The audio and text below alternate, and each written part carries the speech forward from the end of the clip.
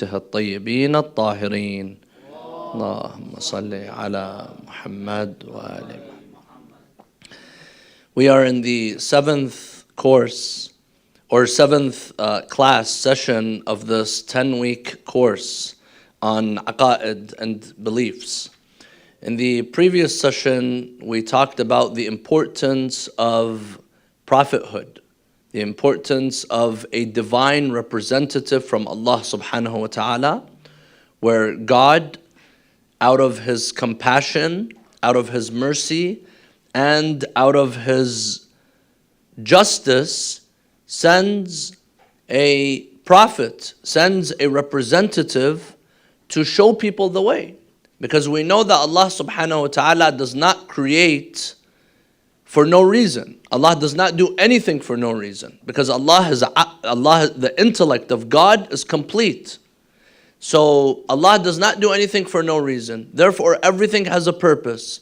And the purpose of creation, one of the purposes is that justice will be met. Allah subhanahu wa ta'ala cannot, His justice does not allow for injustice to go on in the world. A lot of people right now, you see them, they die, they suffer unjustly. A lot of people have injustice in this life. Is that fair for God to just leave these people? No. So what does this mean? This means that there's going to be a day of judgment. This means that there's going to be a hisab. There's going to be a kitab. There's going to be accountability. We're going to talk about this the last session, inshallah. Ma'ad, when we talk about that. But since there is ma'ad, since there is accountability, then would it be fair for God to put you in a test and not show you the way? Put you in a test and not teach you, not show you, not send you a divine representative? That's not fair. So therefore, logically, we understand that God's hikmah, God's lutf, God's mercy, God's justice dictates that there has to be someone that teaches people and shows people the way. And we have many narrations as well. In fact, in one of our most important books of hadith by the name of Al-Kafi by Shaykh Al-Kulayni. Shaykh Al-Kulayni, he came and he wrote this book during the Ghaybat Al-Sughra. So immediately after Imam al-Mahdi went into the Ghayba, into the occultation, Shaykh Al-Kulayni was there. So that means that during the life of Imam al-Mahdi, but he had gone into the Ghayba, Shaykh Al-Kulayni was writing this book. Similarly, you have Shaykh Al-Saduq, who came a little bit after. And then you have Shaykh Al-Mufid and Tusi. These are the early scholars. They've written these narrations for us. So in this hadith from Al-Kafi, by Al-Kulayni, he wrote it in Al-Kafi, an Abi Ja'far. Imam Abi Ja'far is Imam Al-Baqir alayhi salam. He says, Wallah ما ترك الله أرضا منذ قبض آدم عليه السلام إلا وفيه إمام يهتدي به إلى الله وهو حجته على عباده ولا تبقى الأرض بغير إمام حجة لله على عباده. So the Imam is saying that not only we believe in prophets, but the Imam is saying that at any given time, since the time of Adam until the day of judgment, there has to be a hujjah of Allah, a divine representative of Allah on earth. There has to be a proof of God. Because we mentioned in the previous session, what's the whole purpose of a prophet? What's the whole purpose of a hujjah? لكي لا يكون على الناس حجة من بعد الرسل. So that people would not say, oh God, you did not send for us a prophet, you did not send for us a messenger, a teacher. There would be a connection between God and people, and that is the job of the hujjah. But the Imam is adding that at any time, there has to be a proof of Allah subhanahu wa ta'ala. And this is one of the proofs that we use for Imam al-Mahdi. We say that this is the proof that we use for the Imam alayhi salam, that there has to always be a divine representative from Allah subhanahu wa ta'ala. So he says, from the time of Adam until There has always been an imam that guides people. وَهُوَ حُجَّةُ اللَّهِ عَلَىٰ عِبَادِهِ وَلَا تَبْقَى الْأَرْض بِغَيْرِ إِمَامٍ حُجَّةً لِلَّهِ. In another hadith from Imam As-Sadiq alayhi salam, they asked the Imam, أَتَبْقَى الْأَرْض بِغَيْرِ إِمَامٍ قَالَ لَوْ بَقِيَتِ الْأَرْض بِغَيْرِ إِمَامٍ لَسَاخَتْ. He says, if there was no imam, if there was no divine representative, then there would be no purpose for life to continue, and then the day of judgment would begin. There would be no purpose, because the whole purpose for life, Allah subhanahu wa ta'ala created us to guide us, to show us the way. And the means of guidance is through the prophets and the imams. They are the hujjat al-zahira. Remember, we mentioned the hadith, I believe we mentioned the hadith last time, that there's a hujjah batina and there's a hujjah zahira. There's an internal hujjah and there's an apparent hujjah. The internal hujjah is the fitrah. That is the internal navigation system that Allah subhanahu wa ta'ala has given every person. And then the hujjah zahira, the apparent, the exterior proof of God, that is the imams and the prophets of Allah subhanahu wa ta'ala. So now, there has to always be prophets, or there has to always be a divine representative from Allah subhanahu wa ta'ala. That's one. Second, because we're continuing this session on nubuwah. And nubuwah is a part of our usul ad-din. The usul ad-din, we have to believe in the prophets. We have to believe in the prophets and in the messengers. Our narrations tell us, narrations from Rasulullah and from the imams of the Ahl Bayt, say that we have 124,000 prophets and messengers Allah subhanahu wa ta'ala has sent from the time of Adam all the way until Rasulullah sallallahu alayhi wa. After Rasulullah, you have the hujjaj of Allah. They are the proofs of God, the imams of the Ahl Bayt, all the way until Imam al-Hasan al-Askari, and then Imam al-Mahdi is the imam until now. He's the hujjah of Allah until now. This is why we call him Imam al-Hujjah, or we call him Baqiyatullah. We'll talk about that as well when the time comes. Now, there has to always be a prophet or a divine representative from God. Now, what is a prophet? A prophet, Nabi, in the Arabic language, Nabi is a prophet. Nabi is someone who receives divine revelation, divine intuition from Allah subhanahu wa ta'ala. And Allah subhanahu wa ta'ala speaks to the prophets in several ways. In this verse that we recited last time, وَمَا كَانَ لِبَشَرٍ أَن يُكَلِّمَهُ اللَّهُ. Allah subhanahu wa ta'ala does not speak directly to a human being. How? Why not? Why doesn't God speak to a person? Because that would mean he's limited. I could speak to you. I'm limited in this place, in this location. Allah subhanahu wa ta'ala, وَمَا كَانَ لِبَشَرٍ أَن يُكَلِّمَهُ اللَّهُ. And this is one of the most important foundations that the Quran keeps insisting on. The people during the time of Prophet Musa, they say, let us see God. Allah tells him, لَن تَرَانِي. You could never see me. Not that I don't allow you to see me. You can't see me. Because if you see God, God is going to be limited. If God is speaking to you directly, then that means God is limited in one particular location or place or time.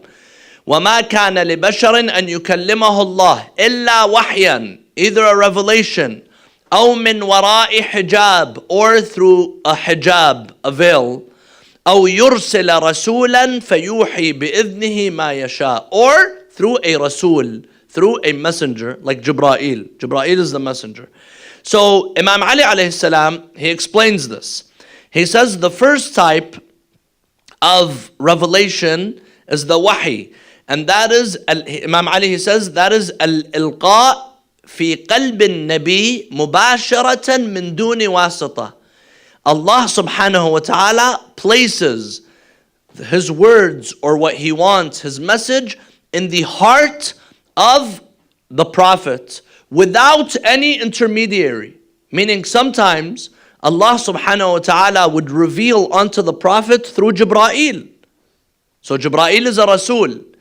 And other times Allah subhanahu wa ta'ala would bring down the Quran upon the heart of the Prophet without any intermediary, without anyone in the way. And this is why when this used to happen to Rasulullah, Rasulullah would sometimes faint because of the heavy of the heavy nature, because Rasulullah, he's much greater than Jibra'il. The hadith says Jibra'il used to sit like a student in front of Rasulullah sallallahu alayhi wa alayhi. But when Allah is bringing down the revelation, and Allah says, Nazala ala qalbik, it came down on your heart. So this happened sometimes during the life of Rasulullah and perhaps some of the other prophets. One of the times this happened was in the Isra and the Mi'raj. When the Prophet, he went to the heavens. He went to the heavens, and Allah subhanahu wa ta'ala in Surah An-Najm describes ثُمَّ دَنَا فَتَدَلَّى فَكَانَ قَابَ قَوْسَيْنِ أَوْ أَدْنَى فَأَوْحَى إِلَىٰ عَبْدِهِ مَا أَوْحَى. The Prophet was being elevated in the heavens. In the heavens, he reached the place of Prophet Ibrahim, Musa, Isa, all the prophets, and Jibra'il is taking him. He's going with him. They reach a place. Jibra'il tells him, Ya Rasulullah, now it's on you. Now it's all you. لو دنوت أنملة. If I go closer 1 millimeter, I would burn. Now it's all you. And Allah describes, ثُمَّ دَنَا فَتَدَلَّى. He kept getting closer and closer. فَكَانَ قَابَ قَوْسَيْنِ أَوْ أَدْنَى. If you take an arrow, you're pulling on the arrow, what happens to the two tips? They come closer. They come closer. Allah says in the Quran that Rasulullah, he came, فَكَانَ قَابَ قَوْسَيْنِ أَوْ أَدْنَى. He came near Allah. Now, God doesn't have a physical body. So, how does this happen? It's probably the place of the arsh, or the place of the manifestation of the laws of God. He came this close, meaning as close as the ends of a bow. If you pull them, that's how close they came. فَأَوْحَى إِلَىٰ عَبْدِهِ مَا أَوْحَى. There is where Allah directly spoke to Rasulullah sallallahu alayhi wa alayhi. Now there's a second type. There's a second type because the verse in the Quran says, the verse in the Quran says that, where's the verse? The verse says, وَمَا كَانَ لِبَشَرٍ أَن يُكَلِّمَهُ اللَّهُ إِلَّا وَحْيًا أَوْ مِنْ وَرَاءِ حِجَابٍ. Or through a hijab. What is this hijab? This hijab is, Amir al-Mu'mineen says, تكليم النبيين من وراء حجاب. He says this is like وكلم الله موسى فلما أتاها نودي من شاطئ الوادي الأيمن من البقعة المباركة من الشجرة أن يا موسى إني أنا الله رب العالمين. How did Allah speak to Musa? The first time through the tree, the burning tree. That tree was the hijab. That tree was what Allah subhanahu wa ta'ala used to speak to Prophet Musa alayhi salam. Another hijab could be a dream. Ibrahim, he had a dream. That is the hijab that Allah subhanahu wa ta'ala spoke to him through the dream. The other is through a Rasul, and that is through Jibra'il. Jibra'il is a Rasul. وَكَذَلِكَ أَوْحَيْنَا إِلَيْكَ رُوحًا مِّنْ أَمْرِنَا. Or نَزَلَ بِهِ الرُّوحُ الْأَمِينُ. Ruh al-Amin, he came down and he brought down the Quran. Any questions regarding what has been said so far? So far we explained there has always been prophets and messengers. There's a aql, logic tells us that, and the hadith of the Imams, the Sahih hadith, and there's actually a whole chapter in Al-Kafi that talks about this. There have been 124,000 prophets and messengers. What is a prophet? A prophet is the one that Allah subhanahu wa ta'ala speaks to him. Now, prophets, they don't all come at the same level. Not all prophets are the same. Some prophets, Allah subhanahu wa ta'ala speaks to them in a dream. Other prophets, Allah subhanahu wa ta'ala speaks to them. Yes, sister. So, for Rasulullah, the Quran came through Jibreel. With the other books like Torah and Injil, how did they come? Do we know about that? Perhaps also through Jibra'il. Jibra'il is the messenger who used to speak to the prophets and messengers. Yes. Now, as we said, prophets and messengers, they're in different categories. So, you have some prophets that are higher in rank than other prophets. You have a Rasul and you also have a Nabi. Which one is higher? higher in rank. Higher in rank. Rasul. Rasul, why? Because you could be a prophet as soon as God speaks to you. But when God commissions you to deliver a message and speak on His behalf, then you become a Rasul. Now you're delivering a message on behalf of God.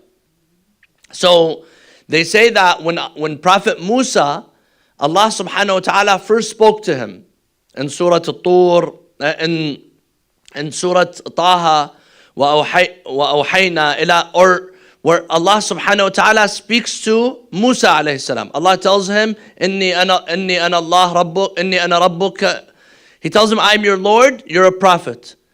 When does Musa become a Rasul? As soon as Allah tells him, اذهب إلى فرعون إنه طغى. As soon as Allah tells him, go to Fir'aun, now he's elevated in rank. Now he's been commissioned with a task to deliver the message. He became a messenger. But also, revelation, is anyone who receives a revelation a prophet? No. Who received a revelation that's not a prophet? Musa's mother. Musa's mother. وَأَوْحَيْنَا إِلَىٰ أُمِّ مُوسَىٰ أَنْ ارْضِعِيهِ فَإِذَا خِفْتِ عَلَيْهِ فَأَلْقِيهِ فِي الْيَمِّ وَلَا تَخَافِي. It could be a divine intuition as well. It could be an intuition. She just had the feeling that I'm going to put this baby in the. She had this feeling that I'm going to put this baby in the cradle. So, can I ask everyone who's on Zoom to please mute themselves? Yes. So, prophets, the prophets of Allah subhanahu wa ta'ala, they're all prophets, 124,000 prophets, but not all of them are messengers. There were some local prophets. Some people are in a village, they have a local prophet. In a small town, they have a local prophet. And then you have individuals who were sent with a global message, with a global mission to deliver God's divine message. Like during the time of Prophet Musa alayhi salam, there were several prophets. One prophet was his brother Harun. His brother Harun was a prophet. Another prophet was Shu'aib. Shu'aib who took him in for 10 years. He was a prophet. But who was the prophet that was sent and tasked with a global message? A message for everyone. Prophet Musa alayhi salam. He was sent with the big message during his time. During the time of Isa, there were several prophets. Who were some prophets that were alive during the time of Isa? Yes. Zakaria. Who else? Yahya. Yahya was a prophet.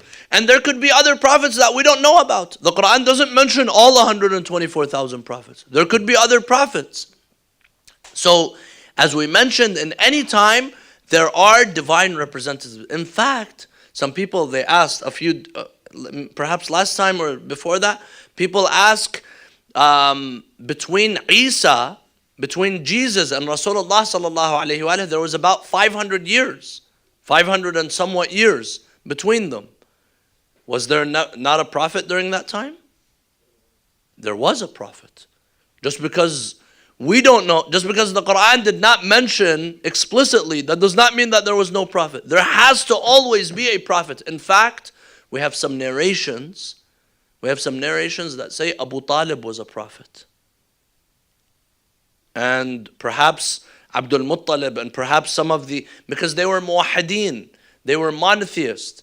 So the aql tells us that there has to always be a divine representative. And we have some narrations that tell us that. In fact, the other day I heard a narration regarding Fatima bint Asad. This is off topic, but to show the knowledge of Abu Talib. It says that when Rasulullah was born, Fatima bint Asad, the mother of Imam Ali, she comes, she's carrying Rasulullah, and she shows him to Abu Talib. Abu Talib is his uncle. So the hadith says, Abu Talib, he tells her, Amhilini sabtan, give me 30 years and I will give you one like him, except he's not a prophet. He tells her, give me 30 years and I will, meaning Ali ibn Abi Talib, after 30 years, give me 30 years and I will give you one like him, except he's not a prophet. And this is exactly what Imam Ali was. He was just like the prophet, except إِلَّا أَنَّكَ لَسْتَ بِنَبِي أَنْتَ مِنِّي بِمَنْزِلَةِ هَارُونَ مِنْ مُوسَى إِلَّا أَنَّكَ لَسْتَ بِنَبِي. So there has to always be a prophet. But there are, amongst the prophets, there are rusul, there are messengers. And amongst the rusuls, there's a rank of the 5 highest ranking rusul. What are they called? Ulul Azm. The Ulul Azm prophets, and those are Nuh, Prophet Nuh, Prophet Ibrahim, Prophet Musa, Prophet Isa, and Rasulullah sallallahu alayhi wa alayhi. These are the 5 prophets that are called the Ulul Azm prophets. Imam Zayn al-Abidin alayhi salam, he was asked, Ma ma'na Ulul Azm? What is the meaning of Ulul Azm? He says, Bu'ithu ila sharq al-ardi wa gharbiha, jinniha wa insiha. He says, Ulul Azm means that they were sent to the east and the west, to the humans and to the jinn. Meaning that they came with a universal message. In another hadith, Imam al-Rida alayhi salam, he says, إِنَّمَا سُمِّيَ أُولُو الْعَزْمِ أُولُو الْعَزْمِ لِأَنَّهُمْ كَانُوا أَصْحَابِ الشَّرَائِعِ وَالْعَزَائِمِ. They were named as Ulul Azm because they have a sharia. They came with a law. Like Prophet Musa alayhi salam, he came with the Torah. Then when Zakaria, when other prophets came, they were following the law of Musa alayhi salam. Then when Isa came, he reformed and he changed the law. So the law of Isa was the law of the real religion until when? Until Rasulullah sallallahu alayhi wa sallam. Then once Rasulullah comes, now he came with a new law, with a new message, which is the same, similar, but it has its own its differences. And now people have to follow the law of Rasulullah sallallahu alayhi wa sallam. Any questions? Yes.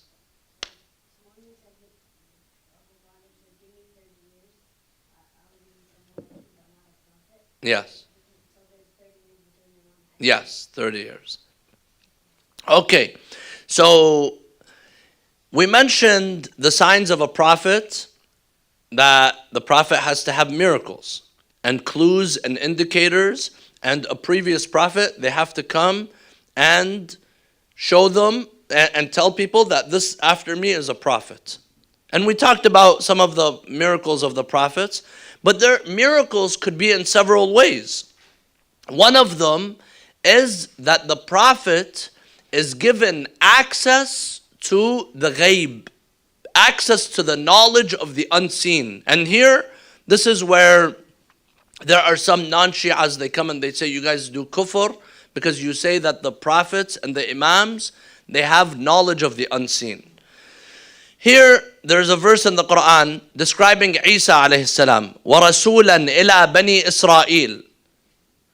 Isa was sent as a Rasul, as a messenger to Bani Israel, to the Israelites. أَنِّي قَدْ جِئْتُكُمْ بِآيَةٍ مِّن رَبِّكُمْ. I came with a sign from your Lord. إِنِّي أَخْلُقُ لَكُمْ مِنَ الطِّينِ كَهَيْئَةِ الطَّيْرِ. I will create out of soil, out of clay, what looks like a bird. فَأَنْفُخُ فِيهِ فَيَكُونُ طَيْرًا بِإِذْنِ اللَّهِ. Isa used to come and hold clay in his hand. He would make it look like a bird. He blows in it, and what happens to it? It flies out of his hand. بِإِذْنِ اللَّهِ. He says, by the permission of God. وَأَبْرَأُ الْأَكْمَهَ وَالْأَبْرَصِ وَأُحْيِي الْمَوْتَى بِإِذْنِ اللَّهِ. And I would cure the blind and the people with leprosy and raise the dead by the permission of Allah. وَأُنَبِّئُكُمْ بِمَا تَأْكُلُونَ وَمَا تَدَّخِرُونَ فِي بُيُوتِكُمْ. And I tell you what you have hidden in your house and what you're doing in your private life. إِنَّ فِي ذَلِكَ لَآيَةً لَكُمْ إِن كُنْتُمْ مُؤْمِنِينَ. So one of the things, everything that the prophets do is by the permission of God. If anyone were to believe that Jesus raised the dead independently, what does that mean? That's shirk. That means you have two gods. If Jesus were to do anything on their own, that's shirk. And this is why we come and we say, there is لا مؤثر في الوجود إلا الله. There's nothing in this universe that has independent authority and power. Today some people, they come and say, oh, this magician cast a spell on me, this and that. They didn't do something. They're not independent of God. Whatever either they use the laws of God, the laws of physics and the laws of cause and effect or chemistry or whatever, or they're doing something by the permission of God. Nothing could happen without the permission of God. Maybe you didn't understand what they did, but everything that happened was by the permission of God. So one of the things that the prophets have is access to the ghaib, access to the unseen. And this is a controversial topic amongst Muslims today. One of the accusations of the non-Shia, some of the extremists, like the Salafi Wahhabis, they say, you Shias are kafir. Why? Because you say that your imams and the prophets have ilm al-ghaib. They have knowledge of the unseen. So here, this all goes back to not understanding the Quran correctly. When someone does not truly understand the Quran, it's going to lead them to accuse someone else of shirk, or it's going to lead them to committing shirk themselves and not truly understanding the Quran. Because there are verses in the Quran. In Surah 27, verse 65, Allah says in the Quran, قُلْ لَا يَعْلَمُ مَنْ فِي السَّمَاوَاتِ وَالْأَرْضِ الْغَيْبَ إِلَّا اللَّهِ. Say that no one in the heavens and in the earth has the knowledge of the unseen other than Allah subhanahu wa ta'ala. In another verse, قُلْ لَا أَمْلِكُ لِنَفْسِي نَفْعًا وَلَا ضَرًّا إِلَّا مَا شَاءَ اللَّهُ وَلَوْ كُنْتُ أَعْلَمُ الْغَيْبِ لَاسْتَكْثَرْتُ مِنَ الْخَيْرِ. Rasulullah, Allah tells him, tell them, if I have the knowledge of the unseen, then I would seek more things for myself. Because they used to come to the Prophet, they used to tell him, what's happening now? Tell us this, tell us that. Rasulullah tells them, no, I'm not a fortune teller. I am telling you what God is telling me. So now, how do we reconcile between the Prophet having knowledge of the unseen? Like Isa, he tells them, I will tell you what you have in your house, what you're hiding. I will be able to raise the dead. I will be able to do all these things that are divine things. And only Allah is the one who gives life. Only Allah is the one who takes life. How do we reconcile between these? You could do it with Allah's permission. Exactly. Everything that Jesus does, everything that Musa does, everything that Rasulullah does, this is all done by what? By the permission of Allah subhanahu wa ta'ala. Thank you. Everything that's done is done by the permission of Allah subhanahu wa ta'ala. So, if it's done by the permission of God, then where's the problem? That's how we reconcile. Jesus used to raise the dead by the permission of God. We're not saying he did it independently. So when Rasulullah sallallahu alayhi wa has knowledge of the unseen, when Rasulullah tells people, this is what's going to happen and that's what's going to happen, Rasulullah does this. Why? وَعَلَّمَكَ مَا لَمْ تَكُنْ تَعْلَمْ. Allah gave you that knowledge. And we say the same about the Imams. If Imam Ali alayhi salam, he knows of an event that's going to happen in the future. If Imam al-Hussein, if Imam al-Sadiq, does this mean that they have independent knowledge of God? No. They have knowledge that is from Allah subhanahu wa ta'ala. Another point that we will talk about is the infallibility of the Prophet sallallahu ala Muhammad wa ali Muhammad. I'm sorry, my throat is a little bit scratchy. So, one topic that is also a controversial topic, which we discussed a couple weeks ago in one of our lectures, is the topic of the isma, the topic of the infallibility of the prophets and the messengers. This also has several justifications, several proofs. One is a logical proof. A logical proof for this. Does it make sense for God to put us in a test and not send us a teacher? No. So that's why God sent prophets and messengers at all times. Okay, so now we accept God sent prophets and messengers. Is it fair or does it make sense for God to send messengers, but these messengers every day they're doing something wrong. Every day they're doing something immoral. Is that acceptable? What does this mean? This means that God either made a mistake, God did not know that they're going to make a mistake. Or God is intentionally misleading us. He tells me, you have to follow Rasulullah. He tells me you have to follow Isa. You have to follow Musa. They're the prophets of God. If you don't follow them, you're going to hell. And then what happens? When you follow them, they're making mistakes. Does that make sense? No. What's very unfortunate is that right now the books of the Muslims, the books of the Hadith, and many of the Muslims, they have an understanding of Rasulullah sallallahu alayhi wa alayhi and the prophets is that they were individuals who did immoral things, who did things that were wrong. Right now, a few days ago, we celebrated the mab'ath of Rasulullah sallallahu alayhi wa alayhi. There's a hadith in Bukhari and Muslim that Rasulullah sallallahu alayhi wa alayhi, when Jibreel came upon him and he tells him, you're a prophet, اقرأ بسم ربك الذي خلق. He goes to Khadija and he starts doubting in himself and he starts thinking that he's going mad and he's hallucinating and he's all of that. Is this something that is acceptable?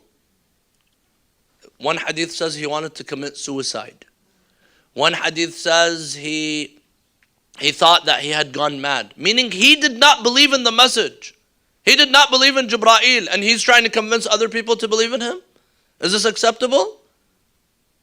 So this is why we, the followers of the Ahl Bayt, because we take our ilm, we take our aqeedah, we take our knowledge from the imams of the Ahl Bayt. They have the pure access to the knowledge. The others, they took it from other individuals who did not have the real access to the knowledge.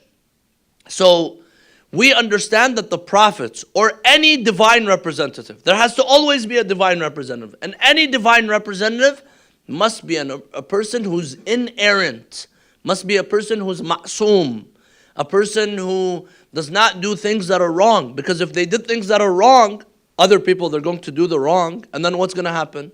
On the Day of Judgment, they say, Ilahi, why are you punishing me when this person did the same thing? Yes, sister. So according to our faith, we believe in the 14 being the absolute Masumeen, right? So then Yes. Even the other prophets are not included in the 14? No, the prophets are also ma'soom. That's a given. The prophets, they have to be ma'soom. If they're a prophet sent by God, if God is appointing this person as a prophet, if this person makes a mistake, then that means God did not know that this person is going to make a mistake. Or this means that God sent this person and knew they're going to make a mistake and told people you have to follow him. If you don't, you're going to be punished. That's intentionally misleading people. So we believe that all the prophets are infallible. And this, we have narrations from the imams of the Ahl Bayt. So this is a logical reason. One, Aql tells you that anyone who was sent by God has to be inerrant, has to be ma'soom. And second, you have a Quranic reason. We'll go to your question just a second. We have Quran and Hadith. The Quran, Allah says, talking about Prophet Ibrahim alayhi salam in Surah Al-Baqarah. وَإِذِ ابْتَلَى إِبْرَاهِيمَ رَبُّهُ بِكَلِمَاتٍ فَأَتَمَّهُنْ. Allah tested Ibrahim with tests, multiple tests, he finished them. Once he finished them, Allah tells him, إِنِّي جَاعِلُكَ لِلنَّاسِ إِمَامًا. You have reached the position of imama. And here we understand that the position of imama is even higher than nubuwah and higher than risala. And some of the prophets are also imams, like Rasulullah, like Ibrahim, they are imams. إِنِّي جَاعِلُكَ لِلنَّاسِ إِمَامًا قَالَ وَمِنْ ذُرِّيَّتِي. Now Ibrahim, God gave him this position of imama. He says, what about my progeny? What about my children? Are they going to have this? What does Allah tells him? قَالَ لَا يَنَالُ عَهْدِي الظَّالِمِينَ. The zalim does not take this position. Who's a zalim? Someone who's an idol worshipper. Someone who sins. Someone who does wrong. Did any of the prophets worship idols? Not a single day in their life. Did any of the imams worship idols? Not a single day of their life. This is one of the proofs for the imam of Imam Ali alayhi salam. Out of all the other Sahaba who used to worship idols, at least the others who came and claimed to be Khalifa, the first three, they claimed to be Khalifa, they used to worship idols for decades. Decades they used to do sujood to an idol. Amir al-Mu'mineen, even right now when they mention him, what do they say about him, his name? Karram Allah wajhah. Allah honored his face. Why? because he only did sujood to Allah subhanahu wa ta'ala. Yes, brother. Regarding the Prophet Adam, when he went and ate the food from that tree. So here, we have hadith from the Imams of the Ahl Bayt. There's a hadith with Imam al-Rida and al-Ma'mun, a dialogue. Because Imam al-Rida, when he went to Khurasan, Ma'mun, he used to have these dialogues, intellectual gatherings with him. So he tells him, how do you say the prophets are infallible? Because the Sunni belief, the non-Shia belief, is that the prophets are infallible. They don't say they're not infallible. They say they are infallible, but only when they are delivering the message. Meaning that only when they are delivering the message, that is when they are infallible. Other than that, they could make a mistake. Right now there are several narrations of Rasulullah sallallahu alaihi wasallam, of Musa. Musa, the angel of death, he wants to come and take his soul. What does he do? He gets angry, and what does he do? He punches him and he knocks out his eyes. This is mentioned in the books. Nuh alayhi salam, he gets drunk. These are all passed on from the Israeliyat. We don't accept them. They say this is in the Bible, and then these made their way into the books of the Muslims. Why? Because Umar, when he was Khalifa, he had a really close friend. His name is Ka'b al-Ahbar. Ka'b al-Ahbar was a man who was Jewish, but he converted to Islam. And he used to sit, he was given a platform. He was the friend of the Khalifa. He used to sit and he used to tell these Israelite stories. So a lot of these stories that are biblical, they made their way into our books of hadith. So Ka'b al-Ahbar, this is one example, of course. You have many others. They used to sit and they used to say, for example, Nuh. These stories are similar in the Bible. Nuh, one day he got drunk. Then he slept and his private parts were showing. So he has 3 sons. Semitic, Semitic are the Arabs and the Israelites. They're from Sam. Sam, Ham, and Yafith. So Ham, I believe, they say he is the father of the Africans. Sam is the father of the Arabs, and Yafith is the father of, the Asians or something like that. So they say that the other 2, they laughed at their father. Ham, he laughed at his father. So his father, he does a dua against him, and his sons and his progeny, they all became black after that. So it's not only it's racist, it's wrong, it's immoral, it's accusing the Prophet of drinking, it's accusing the Prophet of being so drunk where his private parts are showing and his kids are laughing at him. This is in the Bible. This is not in our books. But it's made its way into our books. It's made its way into our books. Can this be accepted for a prophet of God? Of course not. We cannot accept this. So we say that private life, public life, whatever it is, the prophets are infallible. The prophets are role models. Allah subhanahu wa ta'ala sent role models for us. لَقَدْ كَانَ لَكُمْ فِي رَسُولِ اللَّهِ أُسْوَةٌ حَسَنَةٌ. And Rasulullah, you have the best role model. If Rasulullah is our role model, then how could we divide his life into public when he's delivering the message and private at his own home? Right now in Bukhari and others, of course, a lot of these narrations, they go back to Aisha. They say that one day there was a group of people, a band, a marching band. They came in the masjid of the Prophet and they were jumping and dancing and doing their parade. And the Prophet, he said, yeah, let them, come on, just let them come and dance in the masjid. And the Prophet had a window from his room, from his house, overlooking the masjid. So he carries his wife Aisha so that she could look, so that she could even watch. Is this something moral? Is this something akhlaq? They say the Prophet, he stands and he urinates in front of people. Is this something acceptable? This is not acceptable. But it's very unfortunate that the Prophet, he did say, سَتَكْثُرَ عَلَيَّ الْكَذَّابَ. There are going to be a lot of people that are going to make up false narrations. So we believe that the prophets, private or public, they did not commit sin. Okay, so now what about Adam eating from the tree? What about Musa? He pushes the person, فَقَتَلَهُ, and there are several instances where someone could probably bring out cases. Yunus, he left his people. وَذَنُّونِ إِذْ ذَهَبَ مُغَاضِبًا فَظَنَّ أَن لَّن نَّقْدِرَ عَلَيْهِ فَنَادَى فِي الظُّلُمَاتِ أَن لَّا إِلَهَ إِلَّا أَنْتَ سُبْحَانَكَ إِنِّي كُنتُ مِنَ الظَّالِمِينَ.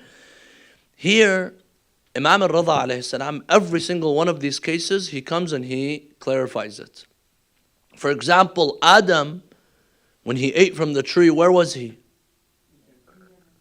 Was there halal and haram where he ate from the tree? There was no halal and haram. There was no tashri', there was no laws to say, I don't care, go ahead and smoke. I'm telling you this for your own good. I'm telling you this for your own benefit. It's not going to hurt me. Allah subhanahu wa ta'ala here, He tells the person, He tells Adam, if you want to stay in heaven, don't eat from the tree. If you want to go to earth, eat from the tree. So this is what happened. It wasn't haram, halal. Musa, he pushes the man. This was an accident. Musa was not trying to kill him. And that man was a person who was from the enemies of Prophet Musa. That man probably had committed a lot of...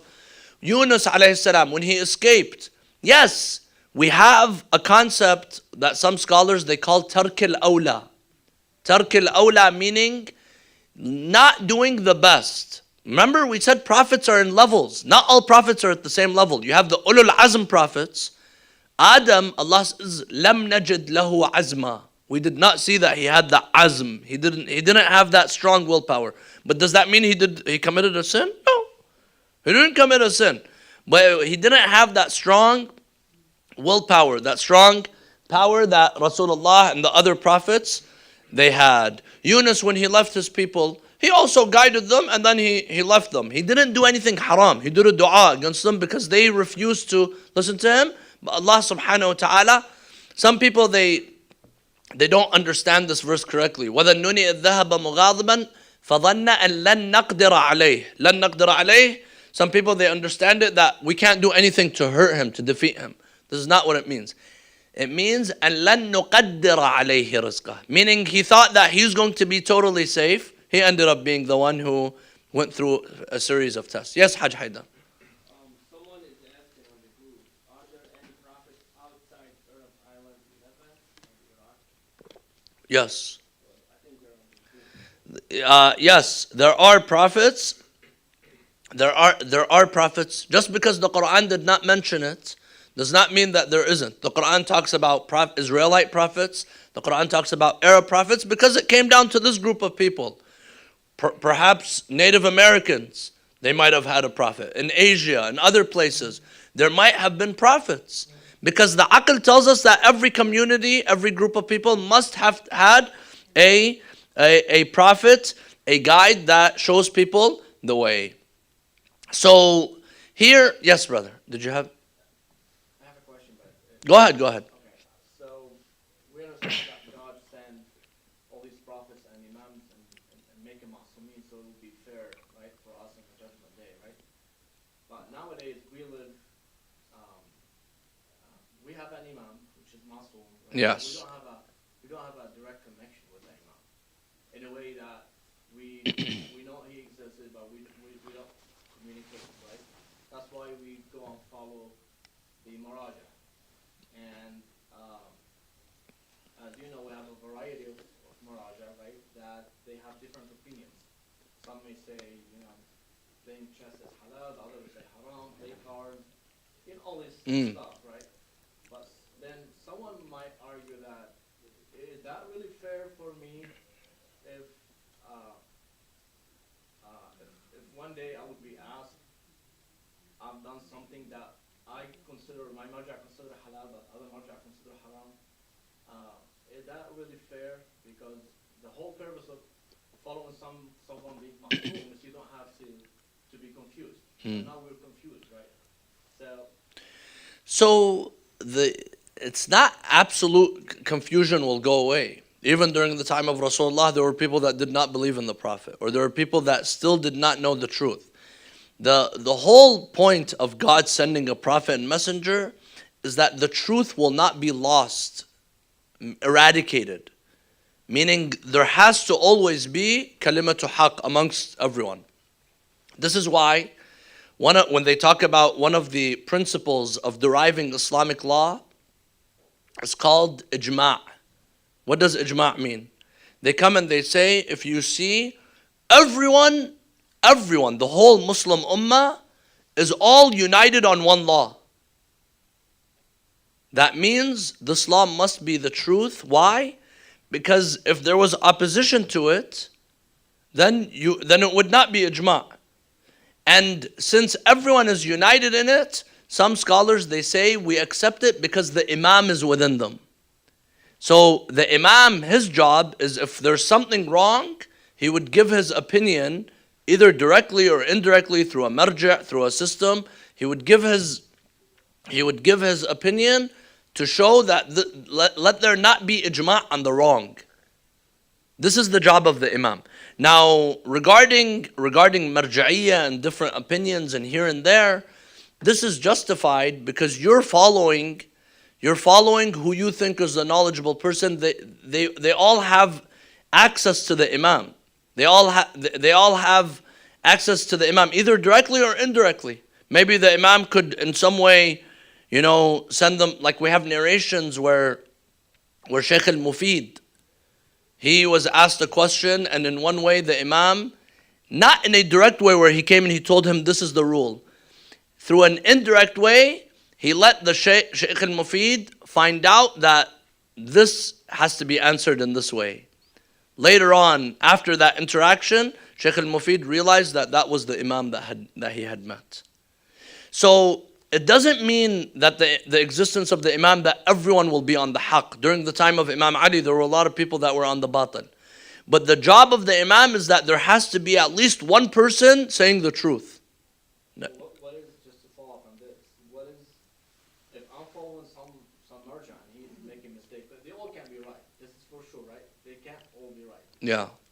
So if I'm happen to follow the wrong one, it's not my responsibility. So, it's not your responsibility as long as you followed based on the right criteria. You didn't follow someone, because this person is easy or this person is this and that. No, there's a list of maraja right now. If you follow those maraja, it's like right now, if I go to a dentist, there's 40, 50 dentists in the area. Maybe one of them is going to do something that's not right. Maybe someone's going to pull out the wrong tooth or something.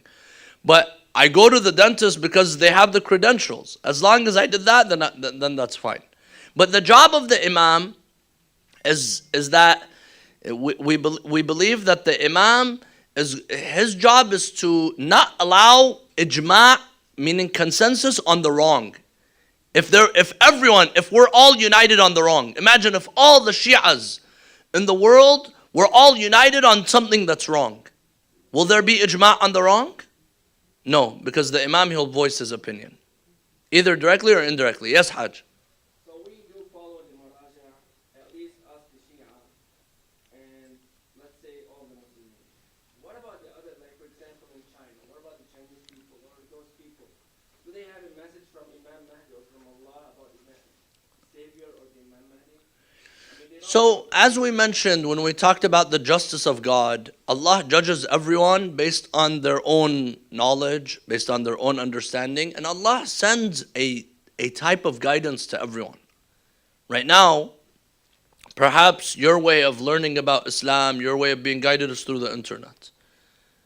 We live in an era, especially right now, we live in an era of information. Maybe there could be a prophet that's somewhere, or Imam al-Mahdi is somewhere, but Imam al-Mahdi will make the information reach you and you're on the other side of the world.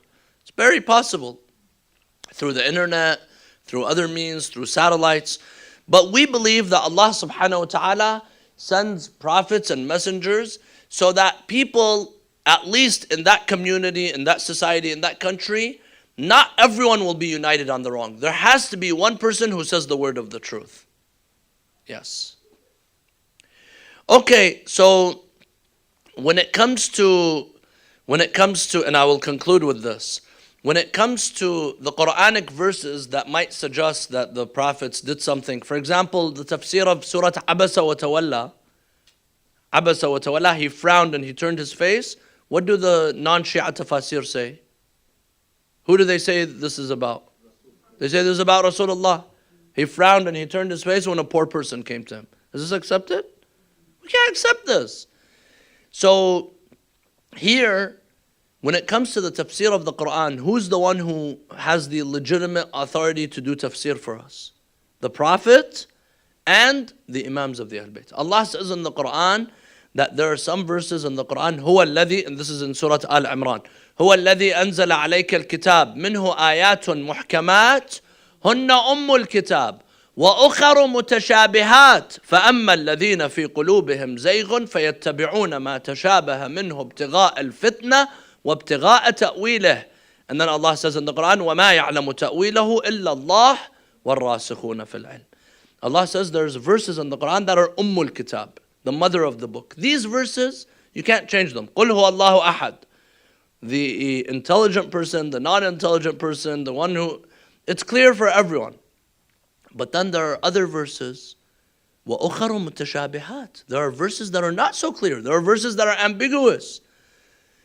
فأما الذين في قلوبهم زيغ فيتبعون ما تشابه منه ابتغاء الفتنة. Some people, they come and they take the ambiguous verses, like for example, وعصى آدم ربه. Adam disobeyed his Lord. Or something, they take these kind of verses, they come and they change the meaning. They either take the literal meaning or they give it its own definition. And then what happens? They change the beliefs. That's not what was the intended message of the Quran. Allah subhanahu wa ta'ala sent the Quran, but He also sent prophets, the prophet and the guides and the imams to show us and explain to us the Quran. وَمَا يَعْلَمُ تَأْوِيلَهُ إِلَّا اللَّهُ وَالرَّاسِخُونَ فِي الْعِلْمِ. Yes, brother. Does between the maraja, do they have differences in haram or halal or mubah or mustahab things? No, it could be even haram and halal. Yeah, there are some things that are haram for some that are not haram for others. But at the end of the day, this is justified. If you are following a marja and you know that this marja is someone who is qualified, they have the credentials, at the end of the day, this is their understanding of the faith. So this is what we discussed regarding the prophets. Inshallah, in the next session, we will talk about the imams. Any other questions about the prophets? Yes, brother. Yes.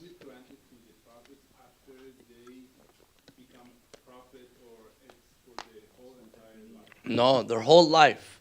We believe that a prophet is a prophet even before it becomes very apparent. The prophet is chosen by Allah subhanahu wa ta'ala. Then there's a time that Allah announces their prophethood. But they're always prophets and they're always pure and purified by Allah subhanahu wa ta'ala. Yes. Yes, sister. Assalamu alaikum, Sheikh. A question. Yes, go ahead. And then you, okay. Sheikh, about the Prophet Adam, like we read in Quran, that he was created for earth, right? Yes. Because Allah said that inni ja'ilun fil ardi khalifa. So it was not like a punishment for him to go to the earth. He meant to go there. Exactly. That was the overall, the wisdom behind creating and the reason behind creating Adam was that eventually he has to come down to earth. It was just a matter of timing for him. Yeah. And then also, like I was listening to one good lecture, there was a point that whatever the action the given prophet did, it was the best action at that time. It was a what? Best action, like whatever prophet did, any action in any given time, it was the best action at that time. Compared to anybody else, he did the best thing at that period of time. Yeah, we have narrations that say the prophets of God or the hujjah of Allah during their time, they always do that which is best during their time. Exactly. Yes. Exactly. Yes. Thank you. Thank you, Sheikh. Thank you, sister. Yes, sister. So my question is, you said one of the ways that Prophet Muhammad gets the revelation through Jibreel. So how Jibreel did get the message from Allah? Allah would inform Jibreel. Allah would order Jibreel to do something. There's also a way where Allah speaks to the angels. Perhaps they hear a sound as well, or in some way. Yes. The Quran tells us how the angels have a dialogue with Allah subhanahu wa ta'ala. وأوحى إلى النحل, yes. Yeah. Maybe it comes in their hearts, maybe they understand it in some way. Allah could speak to individuals, angels, animals, like the bees. So Allah subhanahu wa ta'ala speaks to them in their own way, in different ways. So, so Allah didn't, I know like sometimes Prophet Muhammad get the revelation through dreams, but Allah didn't talk directly to Prophet Muhammad because probably angels have different features than human beings.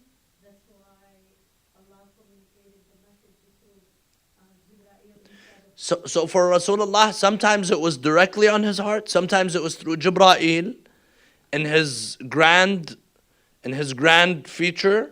They say that the first time اقرأ بسم ربك الذي خلق, Jibreel came in his angelic form, which they say his wings, they cover the horizons.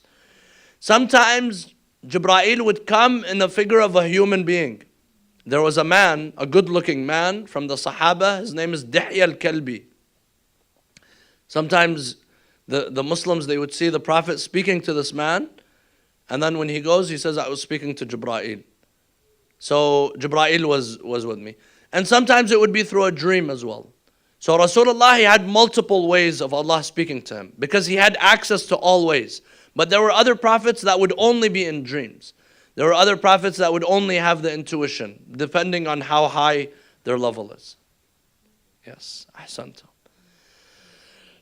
Okay, how many rusuls there were out of the many prophets?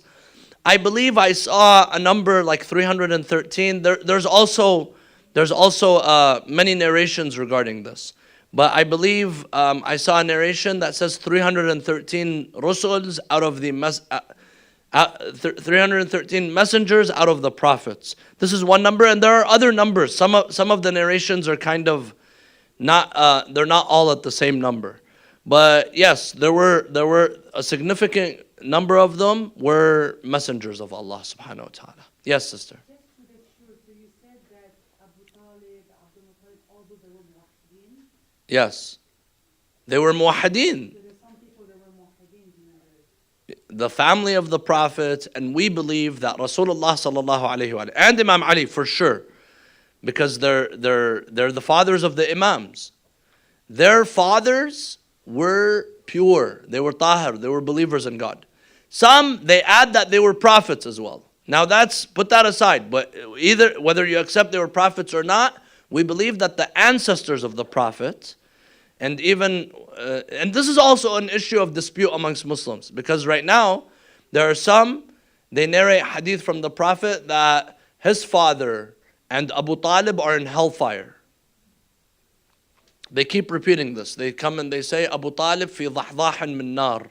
Abu Talib is in a pit of fire and his brain is being boiled by the... Just because he's the father of Imam Ali. They don't say this about the father of any of the other Sahaba. But because he's the father of Imam Ali, you always hear this being repeated. When Abu Talib, he took in the Prophet, he helped the Prophet. So we believe that Abu Talib, Abdul Muttalib, Abdullah, these were all muwahideen all the way until Ibrahim, the ancestors of the Prophet. Those who they carried at one time, they carried Rasulullah sallallahu alayhi wa sallam, and they passed him on. Allah says, وَتَقَلُّبُكَ فِي السَّاجِدِينَ. And you were passed on in the loins of those who are the prostrators, those who used to prostrate to Allah subhanahu wa ta'ala. Supposedly they're on the religion of Hanifiyya. Isa. Ad-Din al-Hanifiyya, they were on the religion of, either on the religion of Isa. So, like Abu Talib might have been one of the awsiya of Isa.